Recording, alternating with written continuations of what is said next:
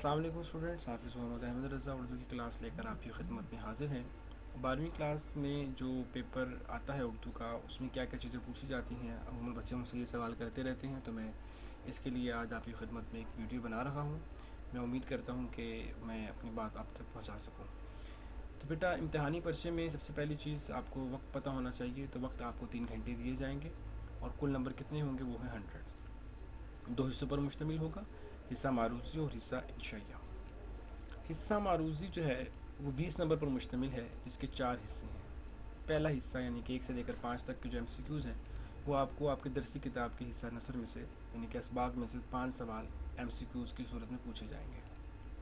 دوسرے 5 MCQs حصہ مطابقت سے ہیں، وہ آپ کو 6 سے لے کر 10 تک آپ کے حصہ مطابقت میں سے آئیں گے۔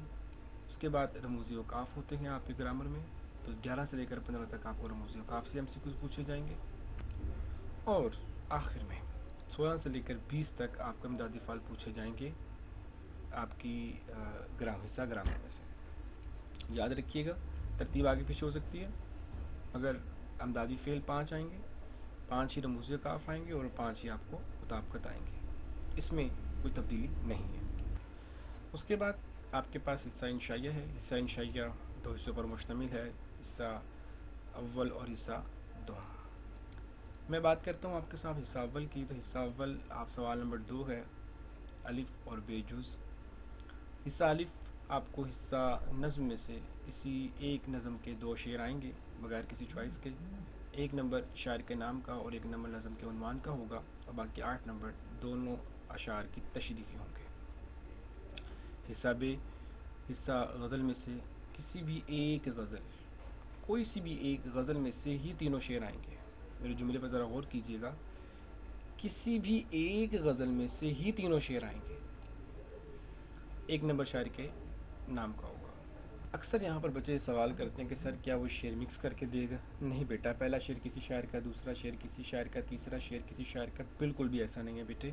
آپ کو کسی ایک ہی غزل میں سے 3 شعر آئیں گے، کسی بھی شاعر کے ہو سکتے ہیں، مکس کر کے آپ کو وہ نہیں دے گا۔ حصہ دوم آپ کا سوال نمبر 3 پر مشتمل ہے۔ ذرا دیکھیے گا، سوال نمبر 3 میں آپ کے پاس سیاق و سباق کے حوالے سے کسی ایک جز کی تشریح کریں، مصنف کا نام اور سبق کا عنوان بھی دیجیے۔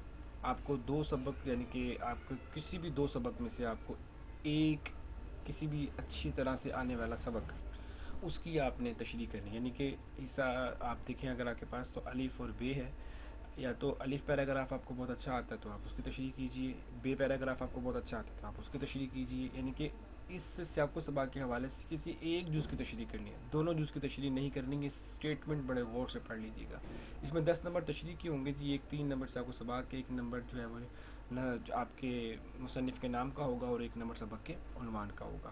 اس بات کو آپ اپنے ذہن میں نشین کر لیں۔ نمبر 4 ہے، آپ کو حصہ درسی کتاب میں سے جو حصہ نثر ہے اس میں سے کسی 2 نثر کا خلاصہ کرنے کے لیے کہے گا، تو 2 میں سے آپ نے کسی ایک نصابی سبق، یہ اسٹیٹمنٹ بھی ذرا ہائی لائٹ میں نے کر دی ہے تاکہ آپ کو دھیان میں رہے کہ 2 آئیں گی اور آپ نے ایک کرنا ہے۔ 10 نمبر دیے جائیں گے، 1 نمبر مصنف کے نام کا ہوگا اور 9 نمبر اس کے باقاعدہ خلاصہ لکھنے کے ہوں گے۔ خلاصے میں ہیڈنگ دینی ہے کہ نہیں دینی، شعر لکھنا ہے کہ نہیں لکھنا، حوالہ دینا ہے کہ نہیں دینا، ساری ڈسکشن ہم پیپر کے بعد اس پیپر پیٹرن کو پڑھنے کے بعد نیکسٹ ویڈیو میں کریں گے۔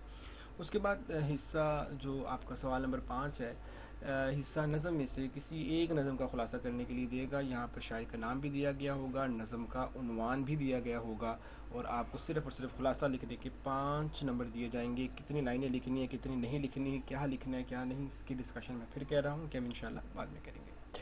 سوال نمبر 6 ہے جناب، آپ کو کوئی سے 3 عنوان دیے جائیں گے مضمون کے لیے، اور آپ نے اس میں سے ایک عنوان کا انتخاب کر کے اس پہ مفصل جو ہے مضمون تحریر کرنا ہے، جو 8 سے یعنی کہ 6 اور 8 کے درمیان، یعنی کہ 6 کم از کم صفحات ہوں اور میکسیمم 8 صفحات پر مشتمل آپ کا مضمون ہونا چاہیے۔ اس میں کیسے لکھنا ہے، کیا لکھنا ہے، میں اس کے اوپر ایک مکمل ویڈیو بنا رہا ہوں، انشاءاللہ وہ ایز سون ایز پاسبل وہ آپ کو بھی ریسیو ہو جائے گی۔ اس کے بعد آخر میں آپ کے پاس سوال نمبر 7 ہے، یہ ایگزامینر کی مرضی کا سوال ہے، جس کا مطلب یہ ہے کہ یا تو آپ کو خط دیا جائے گا یا آپ کو آبیتی دی جائے گی۔ ایسا نہیں ہوگا خط بھی دی جائے اور آبیتی بھی دی جائے اور آپ سے کہا جائے جناب آپ دونوں میں سے ایک چیز کیجئے، قطعاً ایسا نہیں ہوگا بیٹا، اس بات کو ذہن نشین کر لیں۔ ایگزامینر کی مرضی ہے، یا آپ کو وہ آبیتی دے سکتا ہے یا وہ آپ کو خط دے سکتا ہے، کس چیज़ کے کیا چانسز ہیں، کتنے آ سکتے ہیں بیٹا، یہ تکے سے بہتر ہے کہ آپ تیاری کو بہتر کیجیے. مزید پھر بھی انشاءاللہ آپ کی گائیڈ لائن کے لیے میں ڈسکرپشن میں لنک دوں گا، جہاں پر آپ کو مضمون جو امپورٹنٹ ہے وہ بھی مینشن ہوں گے، جو خطوط ہیں وہ بھی مینشن ہوں گے، اور وہاں پر آبیتیاں بھی باقاعدہ بتائی گئی ہوں گی. امید ہے کہ انشاءاللہ آپ کا پیپر اس میں سے سالو ہو جائے گا. میں امید ہے کہ آج پیپر پیٹرن کے حوالے سے آپ کو جو باتیں تھیں وہ چیزہ چیزہ آپ کے سامنے رکھ دی ہیں.